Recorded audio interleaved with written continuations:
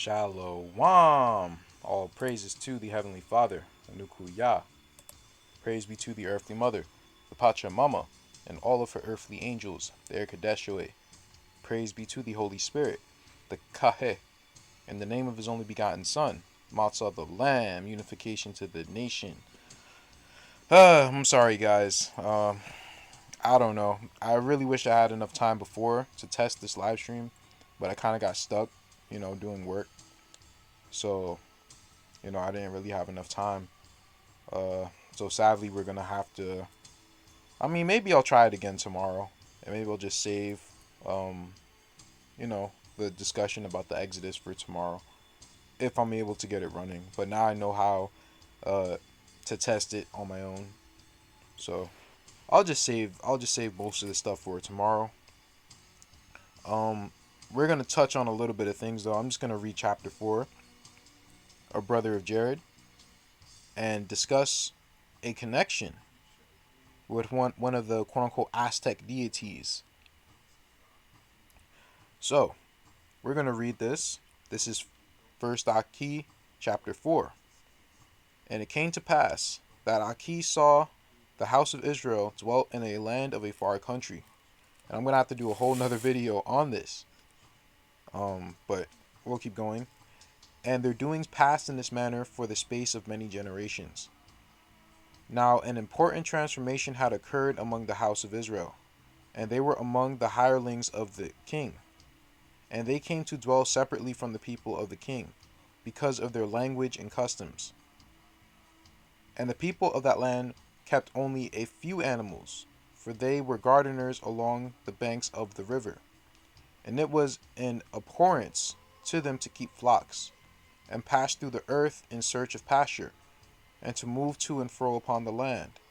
And they considered those who lived in this manner to be undisciplined and rude, and they refrained from eating or mingling with them. But the king of this land had many hirelings and slaves, and large flocks were required to provide for their support. Thus was the nation of Israel known for its skill in herding the flocks of the king. And it came to pass that Semihaza did not forget the vision of Israel, and he put it into the hearts of the kings in this place, to make the nation of Israel content, that in this way they could intermingle in marriage somewhat with the peoples, and also pass out of the land as hirelings of merchants and shipmen. Wow, did you see that? So, from a very, very early period, even during Egypt, the Israelites were maritime people. They were herders and maritime people. And thus were they scattered abroad in the course of many generations, and those who remained were content, as they were hirelings in the ancient trade of their fathers. And it came to pass that many generations passed in this manner, even until 350 years. And about this time there was a king who arose, whose intent it was to make war against nations. And he, needing men for war, selected among them the hirelings of Israel, those who were the makers of bricks, many of which were strong men. And he caused them to be warriors as hirelings, and trained them in all the skills of warfare. And it came to pass that many were in this way lost in battle, but there were some who remained, who were thus trained for war, and who were skilled with weapons, and who were known for their courage and valor in war. Now the transformation occurred among them was on this wise. It was the custom among the children of Israel that a son would follow after the trade of his father. Wherefore, over the course of time, the people of Israel began to dwell in separate settlements according to their trades. And in this way the hirelings trained for war, and had been gathered into their own area of settlement. And because they were taken from the strong men among the brickmakers, their settlement was near to them. And it came about that the king began to build large buildings, and great cities of bricks. And there arose a dispute among the brickmakers with the overseers, and the settlement of fighting men came to their aid, and took side against their overseers, and were willing to take up arms, and use them in their defense. And when this matter came to the ears of the king, he greatly feared, for the children of Israel were valiant warriors, and were hirelings, and had no love for his people or nation.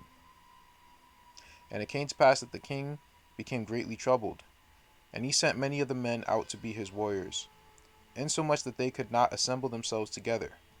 And he ordered that the male children of the warriors upon their birth should be given unto the settlements of other trades to raise up, or they should be slain.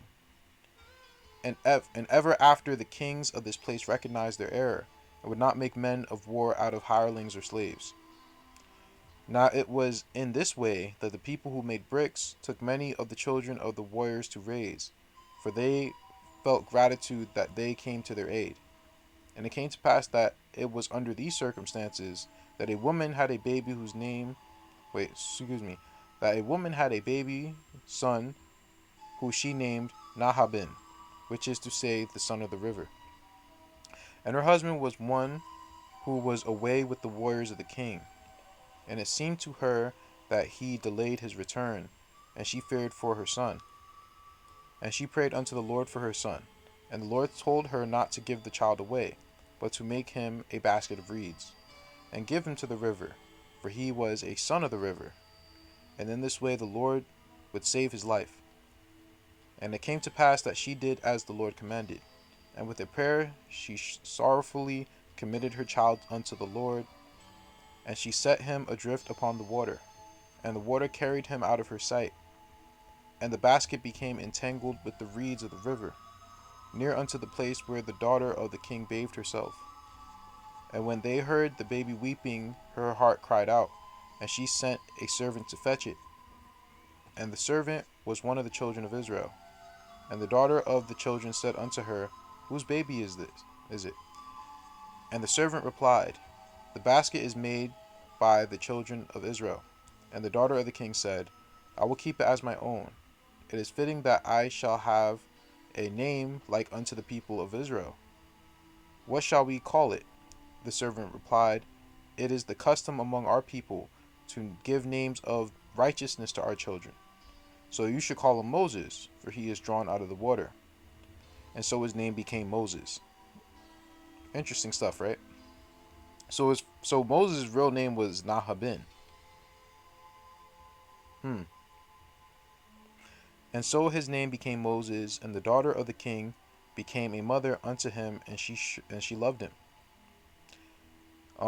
By the way, like I said, I would make another video maybe in the future, but it says in this book that the word Egypt was never used, right? All it ever says is land of a faraway country. That's why I said I don't think that the Egypt we were in was in America. If this is Canaan, how is Egypt here? Egypt's supposed to be far away to the south. Now there's only one place that's far away to the south. That's Antarctica, Australia, or that sunken land under India. I'm just saying. But maybe I'm wrong. And in the course of those days, Moses was raised in the courts of the house of the king. And when he was a lad, he asked his mother, Why is it my name is not like unto all those of the house of the king? And it doesn't say Pharaoh either, it says the king. So that's also something to note. And his mother rehearsed unto him all her doings, wherein he was named. And thus Moses began to know that he was one of the children of Israel. And he spoke the language of his mother, for he was learned in all her ways, but he could not speak the language of the children of Israel. Now it came to pass that he was a man, and was exceedingly curious about the ways of his people. And he would dress himself after their manner, and thus go among them to discover their ways. And one day, while he was thus among them, he saw an overseer being cruel unto an old man of his people, and he rebuked him severely, and he prevented him from afflicting the man, and the overseer fled for fear. That's a totally different account. And the Bible, Moses kills him, and the dude leaves. Now that the king had commanded that any disputes among the people of the warrior settlement should be made known to him, but the overseer could not tell who he was. So the men of the king began from that day forth to watch. And it came to pass that not many days after this, Moses went out again dressed as his people. And he approached two men of his people engaged in a violent dispute. And he rebuked them and said, You are brethren. Why do you dispute one with another? Oh, this dude was a damn Martin Luther King, huh? I'm just joking, but that's interesting, man. And they answered and said, what does a man of Israel who is from the house of the king care of our disputes? So they called him an Uncle Tom. Oh, man. Do you seek to rule over us, seeing you are of our people? And Moses was afraid, for he knew that they found out who he was, and they had no love for him, but were willing to discover him to the king. Wow. See, they were about to snitch on him. And Moses asked his mother what to do, and she said, my father the king has set his hand hard against any in the warrior settlement who are rebellious. So prepare to get yourself out of the land quickly until this matter passes.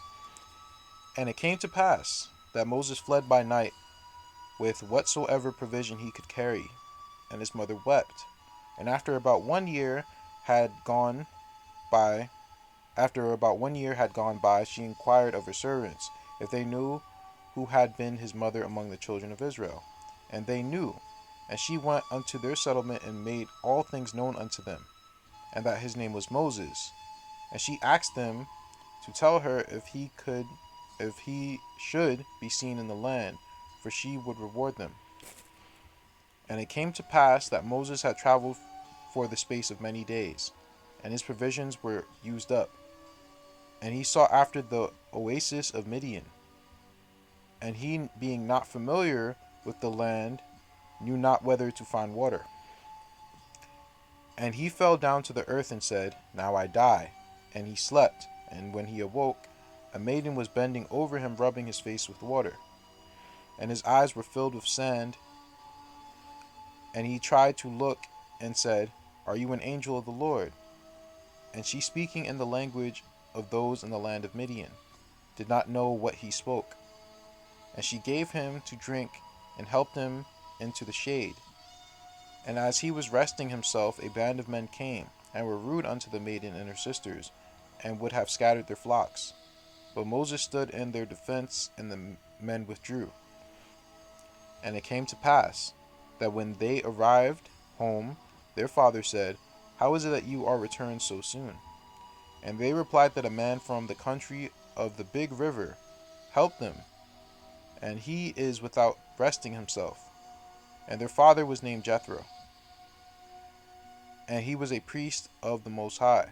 For his people had sprang from the descendants of those who dwelt with Shem, and are descendant from Midian the son of Abraham. And his fathers had been driven out from Mabunach by a band of strangers. So Abraham didn't send them out. They got sent out by a band of strangers. Interesting. Where they had dwelt with the people of Shem for a long time, and thus they had remained for their generations in the oasis of Midian. And Jethro had a knowledge of the heavenly tablets, and the works of righteousness of Shem and Abraham. And he loved the Lord, whom he called the God of Melchizedek, but the renewing of Shabuah. And he passed with the passing of Israel from the land. For Shem and his wife had been translated like unto Enoch. And it came to pass that Moses dwelt with Jethro, and he was greatly desirous to know of the God of his fathers. And Jethro taught him, for he spoke the language of Moses, and he rehearsed to him from his memory. How did Jethro know how to speak whatever language they were speaking in the land of their captivity? Quote unquote Egypt. How did he know? That's interesting. He rehearsed to him from his memory all that had been handed down to him. For no man knew what had become of the heavenly tablets since Shem and Moses loved Jethro. Since Shem. Let me read that again. For no man knew what had become of the heavenly tablets since Shem, and Moses loved Jethro. And by him he came to a knowledge of the Kadeshwe, and he praised the name of the Lord for his home. And he had sought after him in the land of his birth, but could not find.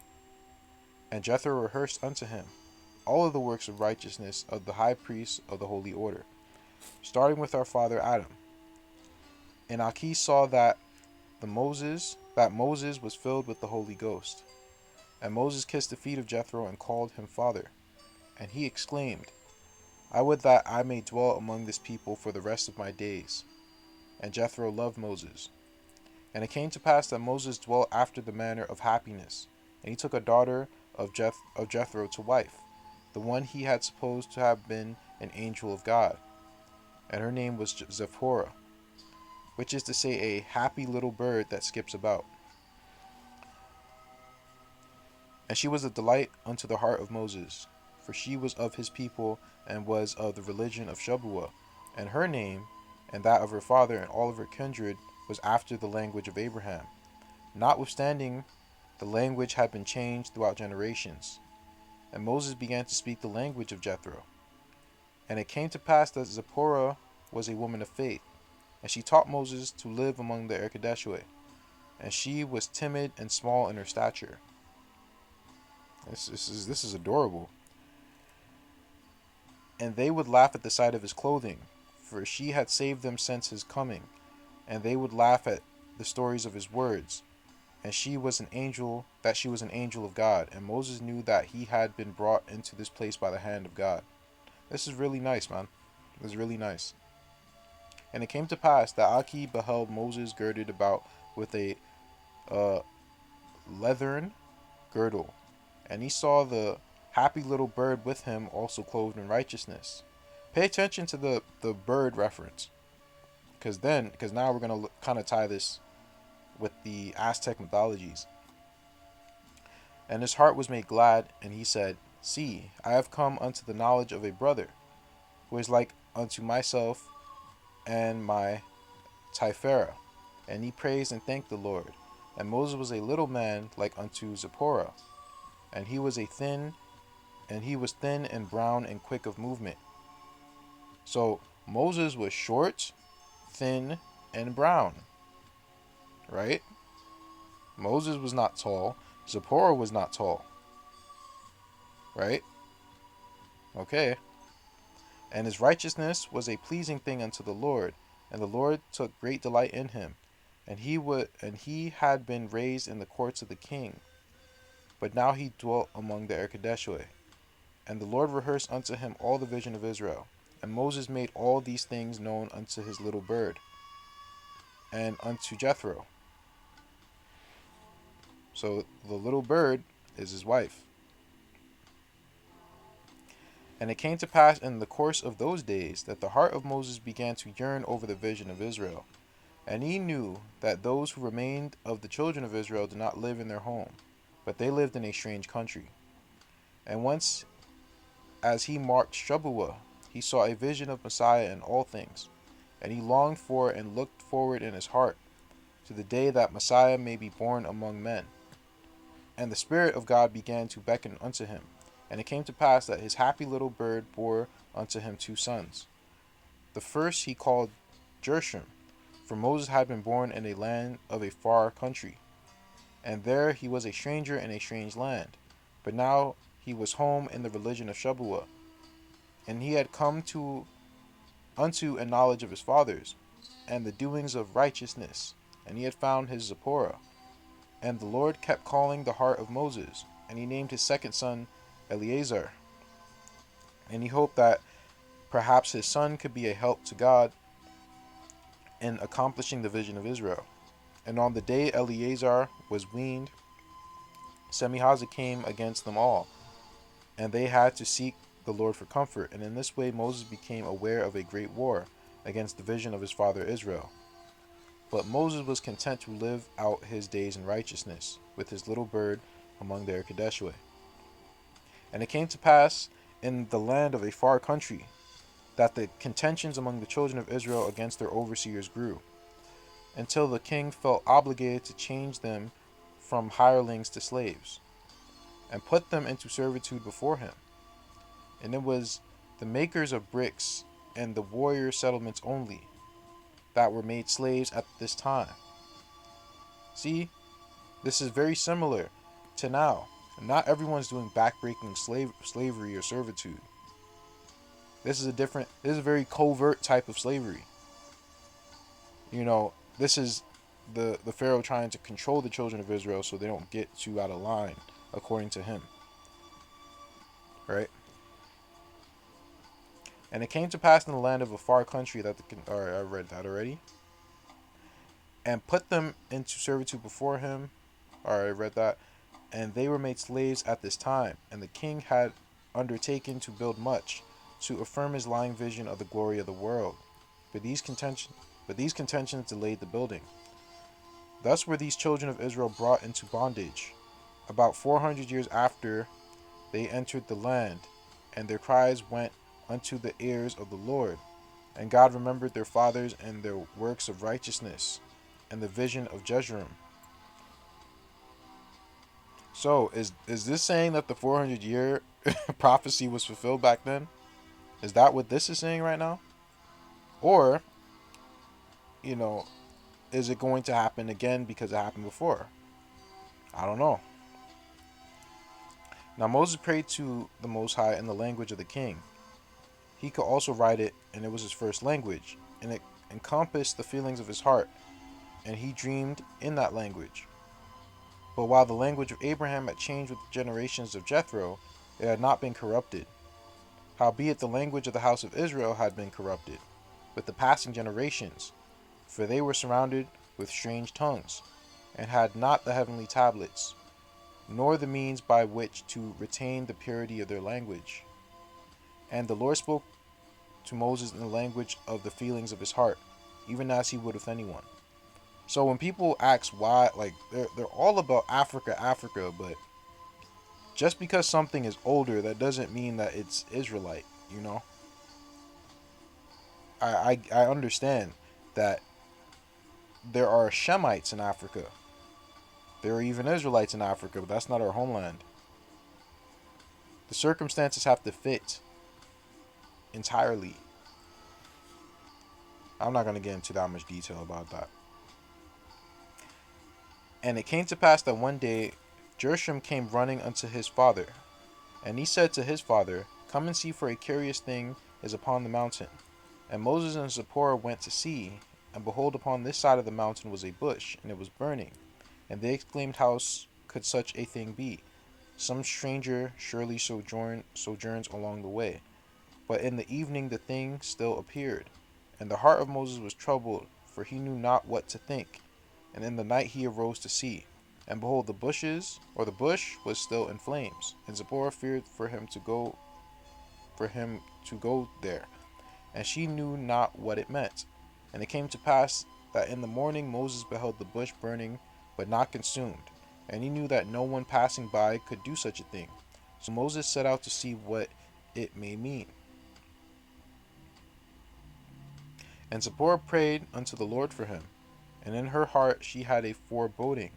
And Moses drew near, and he called out, Debariel, I am here. And the Lord spoke to him out of the midst of the flames and said, Moses, Moses. And Moses was astonished to hear his name. And he wondered if there was one behind the bush. And he drew near. And the Lord said again, Moses, Moses, I am the God of your fathers. Remove your shoes from off your feet, for you walk on holy ground. And Moses fell to the earth and covered his face with his hands. And the Lord said, I have a task for you, my son, for I will send you on a journey, and have a great need of you. And the fathers languish, and the children cry out to me. And Moses said, I am here, O Lord. What is the journey that I should perform for you? And the Lord said, The children of Israel are put to hard bondage, and their cry is come up to me. And I yearn over them, for they are to be to me a holy nation. And my desire is to establish them in the land of their fathers. And Moses said, What is it that I can do, O Lord? And the Lord said, Go to and speak with the children of Israel, and stand before the king, and see if he will let the people go. And Moses said, O Lord, I cannot speak the language of the children of Israel, and they think of me as one they will not heed. Who will speak for me unto the children of Israel? And the Lord said, Go and search, and perhaps you will find one, who will stand as a spokesman before you unto them. And Moses said, I do not even know I don't even know what they call your name. Who should I tell the spokesman it was that sent me? And the Lord said, Tell him that the great I am sent you, for they know me by that name. See, and you guys argue so damn much about about names, and that's not even his name. You know, that was the name that they knew him by. That's not necessarily his name. Remember, the children of Israel were speaking a corrupted Hebrew at this time, or the corrupted language of Abraham, I should say, not Hebrew. Whatever language it was, right? So, hey, you guys arguing so damn much about names, it's hilarious. But anyway, and Moses wept, and he said, The children of Israel will not hearken unto my words, for I am nothing before all men. And the Lord drew near, and he said, Arise, my son, and pray whatsoever you will, and it shall be done according to your word. And all the Erkadeshoi will obey you. The rivers will obey you. The clouds and the wind will obey you. The mountains will heed your words. And when the house of Israel shall behold all these things, surely they will give heed unto your words. For you are called, and have been ordained after the order of Melchizedek, and I am your God. And this day know that I will go before you. This day is the beginning of time for the decision of the house of Israel. And Moses gained courage, and he said, This staff in my hand, it is of the Erkadeshoi. Will it obey me? And the Lord said, Say on. And Moses said, I declare that this staff become, if it is a harmless water serpent. And he cast it upon the ground, and it was according to his word. And the Lord said, Take it up again. And Moses did so, and it was his staff again in his hand. And I saw and understood that Moses knew it not, but it was as though the arm of the Lord was revealed, and his staff of wood before his eyes. And Moses said, Will the children of Israel hearken unto the doings of the Erkadeshoi? And the Lord said, We will see. And Moses fled down at the feet of the Lord and worshipped. And he said, I will go for you, O Lord. I will offer all my doings according to the desires of your heart. Now what was before my eyes with the Urim was the staff of Moses, and it was of a tree. That by definition is given life with the feelings of Messiah, that feel the spiritual heritage of his people, and the tree is numbered among the Erkadeshoi. And so also is the harmless serpent numbered among them. And such serpents are given life by the feelings of Messiah, that feel that a matter will happen according to the desires of the Most High. And the staff was not magic, but for an instant before the eyes of Moses the staff obeyed him, and took on all the feelings of the serpent, insomuch Moses had to exclaim that it even appeared to him as such. For strong is the spirit of life, that is put into all things by the creating hand of Messiah, and it is like unto the arm of the Lord. For when the Lord makes his arm bare before the eyes of all people, when the mighty one arises from his habitation, to present himself unto the wicked, the spirit of life that is in all things shall be seen and known in each and every individual element, according to the vision of created purpose. And verily it will appear before your eyes. And when the arm of the Lord is revealed, it will not be for an instant, but it will be before your face forevermore. And it will even appear and remain before the eyes of all men, even the wicked. The arm of the Lord is pretty much the plagues that came upon Egypt. So we're going to stop this here regarding this. I wanted to read something real quick. Let me see. How do you say this again? Huitzilopochtli. And who was he? He was the deity of war, sun, human sacrifice, and the patron of the city Tenochtitlan. He was the national god of the Mexicas, also known as Aztecs of Tenochtitlan. Many of the pantheon of deities of the Aztecs were inclined to have a fondness for a particular aspect of warfare. However, Huitzilopochtli was known as the primary god of war in ancient Mexico. Since he was the patron god of the Mexica, He was credited with both the victories and defeats of the Mexican people had on the battlefield. So they deified this man, right? We're going to read something else on Huitzilopochtli.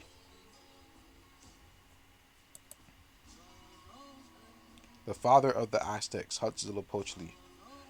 And you can see that there's something in his hand. A snake. That is a snake or a staff, but what did we just read, man?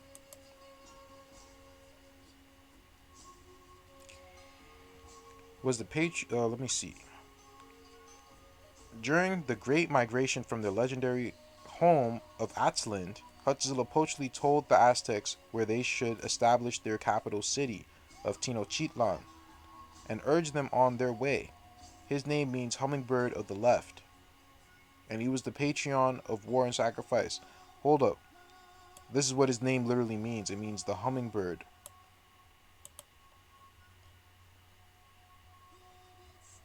And is this also is that name or his character is it a fusion of him and Zipporah? Do you believe that this is even Moses? Let me show you real quick. I think you'll find this interesting. Let me look. Let me try to see if I can find.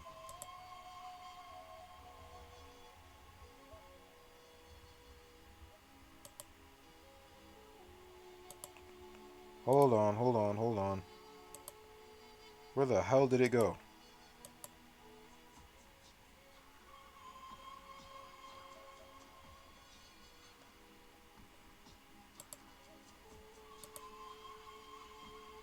Oh, here it is. Okay. So now you guys are gonna flip. Now this is just describing Quetzalcoatl, right? I don't think this has to do with Huitzilopochtli, but I wanted to read this. I can't remember. I kind of opened these tabs up earlier today. Duran goes to state that his opinion, Quetzalcoatl was some sort of apostle of God who came with his disciples to confirm his preaching with miracles, and who attempted to convert the people of Alale Evangelica. He went to many towns preaching and carved many crosses on rocks and cliffs. After they witnessed the rudeness and the hardness of the people's hearts, they left and returned to where they came from. But before he left, he prophesied the arrival of the Spaniards as punishment by God because of their bad treatment, and that none would escape their wrath. Hold on. Hold up. Do you guys remember that scripture where Hamashiach is saying just that? Where he prophesies the destruction of our people. If the Aztecs were around just before the Spaniards came like they claim, I don't know if it's true or not. Could they have been older than that? Quite goddamn possibly. It's either the Aztecs are older than what they're saying, or that Hamashiach actually died around 1492. It's one of the two. I've always been saying that. The Inca, the Maya, the Aztec, they're much older than what they're saying, which is obvious. But if that isn't the case by some reason, then everything is kind of being pushed way further than it is. If you guys understand what I'm saying. Let's finish. But one of the versions states that they left after parting the sea, walking on dry land, while their persecutors behind them were engulfed by the water, an allusion to the book of Exodus. That's interesting. Another account claims that Quetzalcoatl left by walking on water, an allusion to a similar event in the life of Jesus. Durant even suggests that Quetzalcoatl might have been the Gloriso Santo Thomas, because he was known for preaching Christianity to all the world. It's just like, oh, he could not be the actual Messiah. He has to be Thomas or some other person. Let me see.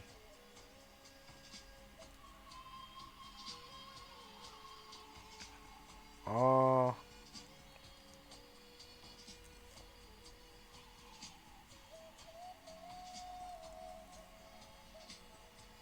Look at this, Huitzilopochtli. Yet another version of this tale, Quetzalcoatl parting the sea and leading his followers in a march along the ocean floor. So I don't know. They kind of wrote this weird. Um, I think they meant it could be either or. Like it could be Quetzalcoatl or Huitzilopochtli, and maybe they don't really know. I don't know, right? I found that to be interesting. I think that's about it. Um, also find it interesting that they crossed an ocean floor. That's also odd. Um, Let me see. According to the legend, the Aztec people initially only had access to roots and wild game. At the time, maize was located on the other side of a mountain range that surrounded the Aztec homeland. So they didn't get to Canaan yet. So they're saying that maize comes from Canaan. That's just my initial guess. I don't know if that's true or not. But other gods had already attempted to receive